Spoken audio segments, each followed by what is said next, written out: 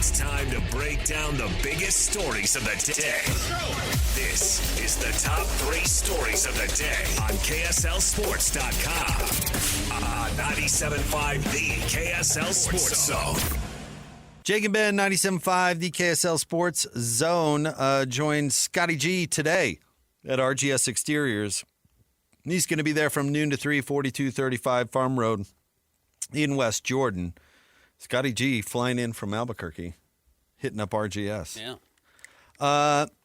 Let's hit the top 3 stories of the day at KSLSports.com, brought to you by J. Brooks Jewelers. Cherish your love with J. Brooks Jewelers. Explore their expertly crafted engagement rings made from the finest materials. J. Brooks Jewelers. Christian, where do you want to start today? Number 1, BYU loses on the road yesterday at Oklahoma State. That is their 3rd straight loss and 4th out of their last 5 games. You were talking about Utah State coming in. Is there a real argument Utah State's the best basketball team in the state? At the moment. Yeah. I don't know, head-to-head or whatever, but at the moment, I think you could. Do you want to diagnose BYU's problems? I've got a theory for you. Well, they should play defense. That would be the first start. Don't let everybody straight line drive you to the basket over and over. And if they are, Kevakaita's got to make a major impact defensively, and he did not last night. But, yeah, teams are targeting – look, the truth is teams are targeting everybody on BYU right now. And you can go back and just watch the highlights if you want, but the straight line drives against Richie Saunders are pretty inexcusable. It's really inexcusable that A.J. DeMonts is getting straight line drives past him. He's more athletic and bigger than all of these players. It should not be happening at this level. So that's part of the issue. Now, A.J. is not the problem. A.J. scored, 36 points last night?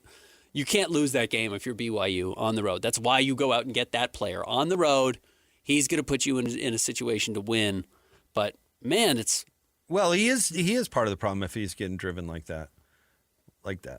But... He's like that. He's winning his matchup. Yeah, he's not giving up more than he's scoring. But see, that's the point. I mean, the best player or whatever sets the tone for the rest of the team. I am with you. And honestly, the guarding is the problem. But you can't tell me that those players aren't physically capable of playing defense. So then why aren't they? Yeah. And why do they get off to the slow starts? I didn't really believe necessarily these guys read their own headlines too much.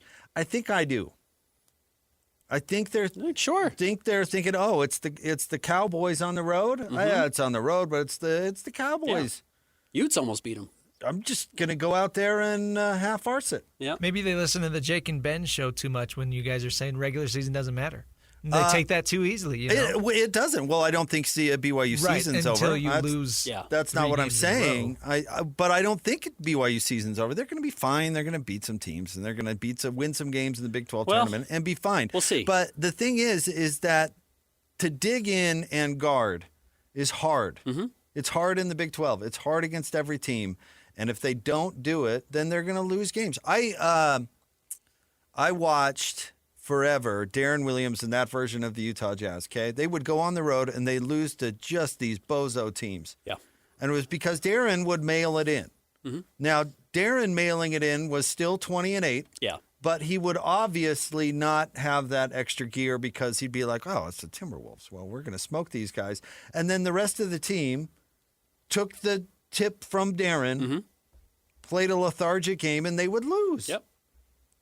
I think BYU might think they've arrived a little bit. Maybe. And it's a veteran team that's been there before, so maybe they're sleepwalking through it.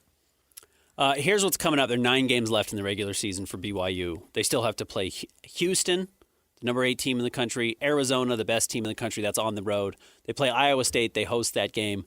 They're home against Texas Tech to close the year. Those aren't all in a row, but those are 4 of your final 9 games. And then not included in that list is at Baylor, at West Virginia, at Cincinnati. If you can lose to Oklahoma State on the road, you can lose to anybody. So BYU's got to clean that up.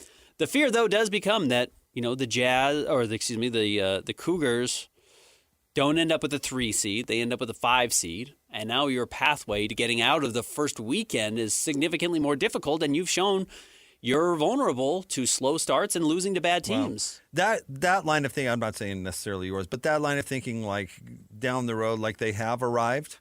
Even though our Radio Bozo opinion is BYU's still going to get in, we'll see what seed, but they think like that. Yeah.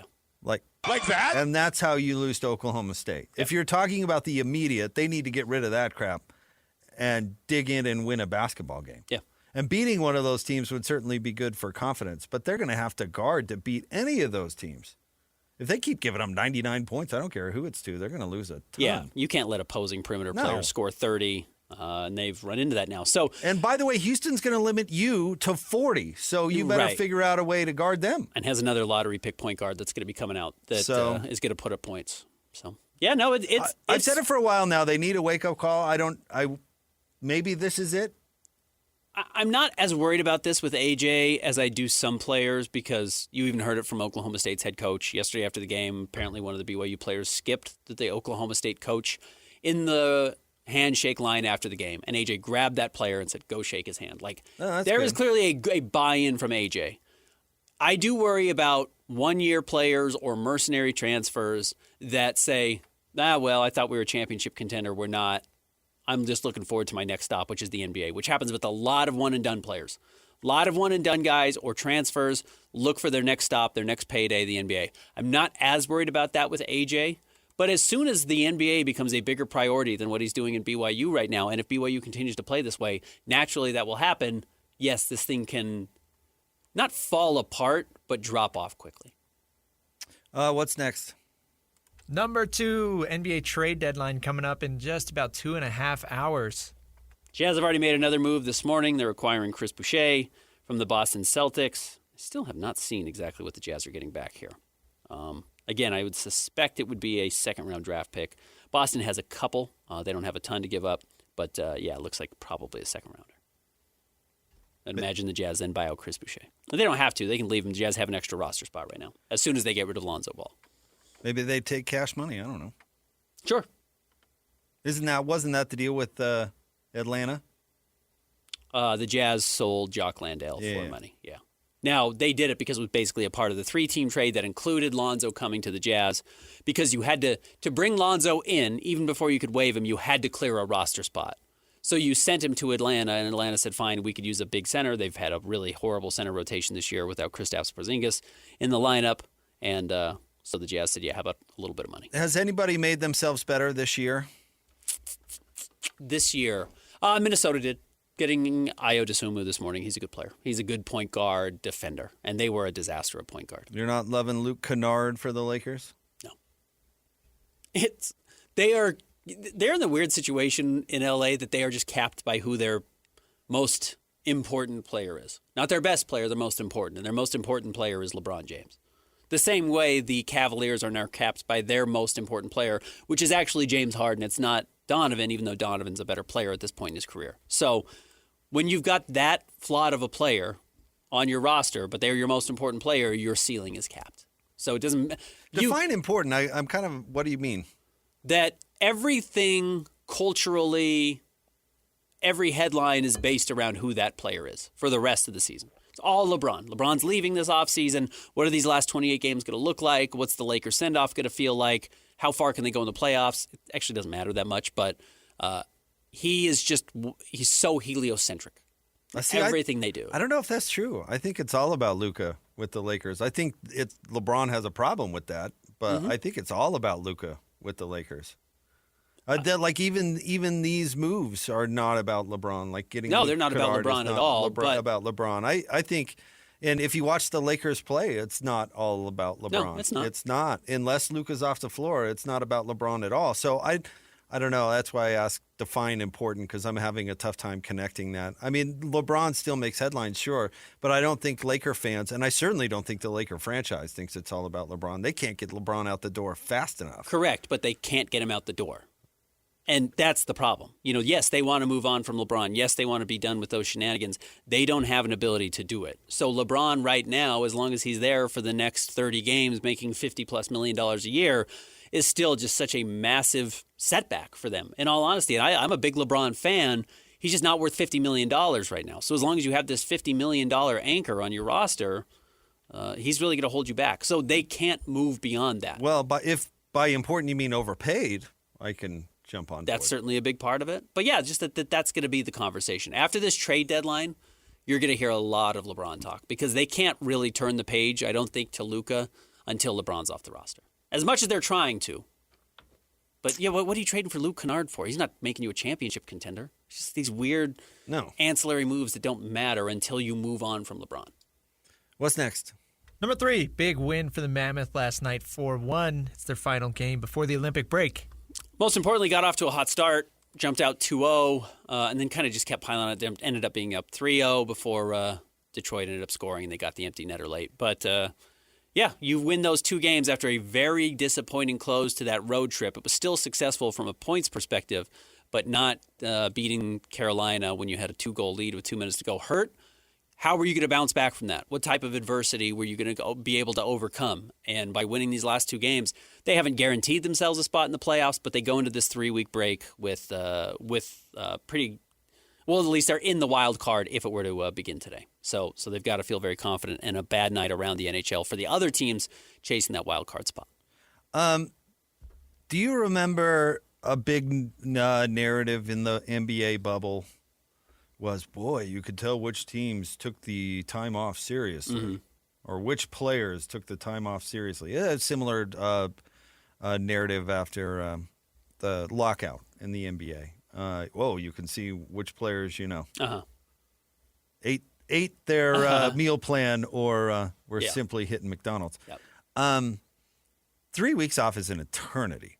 So I wonder what the Mammoth are going to do to sustain their current momentum. Because you say, playoffs or not or whatever, but we know it's how you're playing going into the playoffs. Yeah. And you certainly don't want an epic collapse, which is probably what it would take to miss the playoffs. But being away from it for 3 weeks is pretty wild. So I wonder what kind of regiment the Mammoths are setting up for their players. I mean, it obviously includes time off because you want to take advantage of rest too, but what are you going to do in that 3 weeks to make sure you pick it up where you left it off? I think traditional thought would say that this 3 weeks will benefit the veterans the most. So these older teams, and the Mammoth are not an old team; they were a young team. It would benefit these older teams that get a rest that they weren't used to in the middle of the season, so they should come back sharp. And that could certainly be the case. I mean, LeBron and the Lakers won a championship with a relatively old roster. They weren't the youngest team in the bubble, and they found a way to get through and keep it alive. On the flip side, a lot of people thought, the Jazz are going to cakewalk during the lockout-shortened season because Michael Jordan's out of the league. This is a veteran team that's been there before. They're going to know exactly how to handle this. And the Jazz couldn't handle the wear and tear on the body of that condensed schedule. Well, you come back between February 25th and April 16th, the final day of the regular season, and you are basically playing every other day. I mean, on average. I wonder if there will be an extra grind on this final push to get to the playoffs that could wear some of these veterans out. So that's something I'd be keeping an eye on. All right, stay tuned. We'll get to more coming up next. We will talk to our friend Nick Olchek at the top of the 11 o'clock hour. At 11:30, DeMichael Cole, who covers the Grizzlies for the Memphis Commercial Appeal, is going to be on the show. So stay tuned. More next, 97.5, the KSL Sports Zone.